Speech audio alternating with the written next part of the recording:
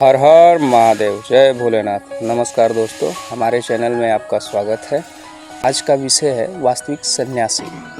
यह किसी वेशभूषा के निर्धारण से नहीं होता।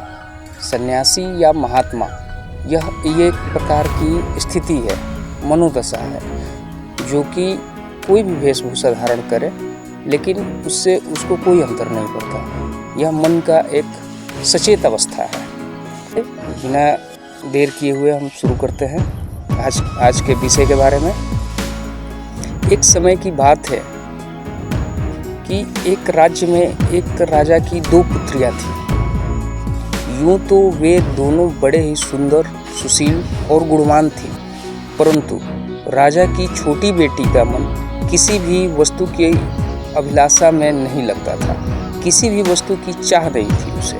वो तो बस भगवान का ध्यान करते हुए वर्तमान का ही सोचती थी। उसका प्रभु पर अटल विश्वास था। जब राजा की दोनों बेटियां समय के साथ बड़ी हुई तो राजा ने उनके लिए योग्य वर की खोज आरंभ कर दी। लेकिन छोटी बेटी के मन में वैराग्य की झलक देखकर राजा सोच में पड़ गया। राजा वर की तलाश तो कर रहे थे, लेकिन छोटी बेटी की शादी के लिए वर नहीं मिल पा रहे थे। राजा ने अपनी बड़ी बेटी की शादी एक राजा से कर दी। अब छोटी बेटी के आचरण और भावनाओं पर विवाह उनके राजा ने निर्धन सन्यासी से कर दिया, क्योंकि राजा ने विचार किया कि एक संत ही मेरी बेटी की भावनाओं को समझेगा और उसका सम्मान कर पाएगा, उसका आदर कर पाएगा। शादी के बाद राजकुमारी खुशी खुशी उस संत की कुटिया में रहने लगी। यूं ही दिन बीतने लगे। एक दिन राजकुमारी अपनी कुटिया में सफाई कर रही थी। उसी समय उसे एक मटके में 2 सूखी हुई रोटी मिली। वो बहुत ही आश्चर्य से उन रोटियों को देखी और संत से पूछा, ये किस लिए यहाँ पर रखा गया है? तो संत ने कहा, अगर किसी दिन हमें भिक्षा न मिले तो हम दोनों इससे गुजारा कर लें, इसलिए मैंने इन रोटियों को रख दिया था।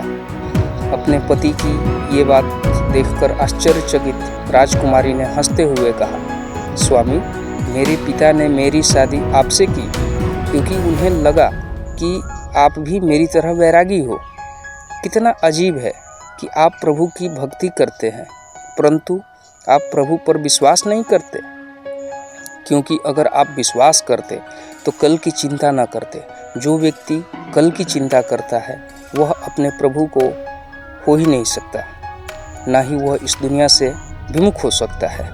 सच्चा भक्त वही है जो कल की चिंता के बिना भगवान के हर फैसले को बिना सोचे मान ले, जिसे कल या बीते हुए कल के बारे में कोई चिंता ना हो। वो पूरे मनोभाव से पूरी मनोदशा के साथ भगवान का अनुसरण करें, भगवान की भक्ति करें।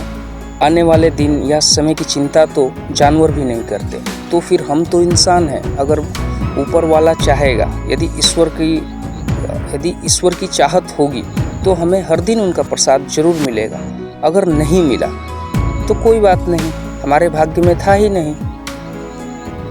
अपनी पत्नी की बातों से संत हैरान हो गए। उसने सोचा कि मैं तो सिर्फ नाम का संत हूँ, जो सन्यास लेकर भी संसार मोह माया में उलझा हुआ है।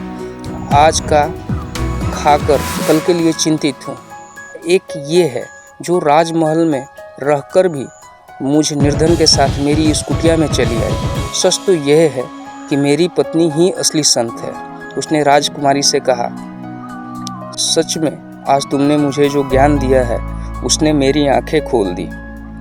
तुम राजमहल को छोड़कर मेरी इस कुटिया में चली आई। मैं फिर भी कल की चिंता कर रहा हूँ।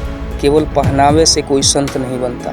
संत बनने के लिए अपने मन और मस्तिष्क को संयमित करना पड़ता है।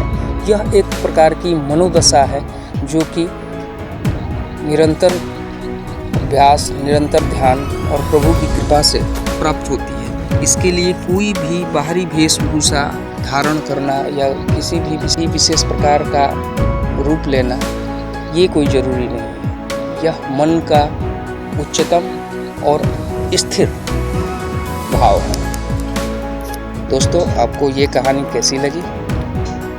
यदि अच्छी लगी तो चैनल को सब्सक्राइब करें, स्टोरी को लाइक करें। मिलते हैं फिर नेक्स्ट वीडियो में, तब तक के लिए हर हर महादेव, जय भोलेनाथ।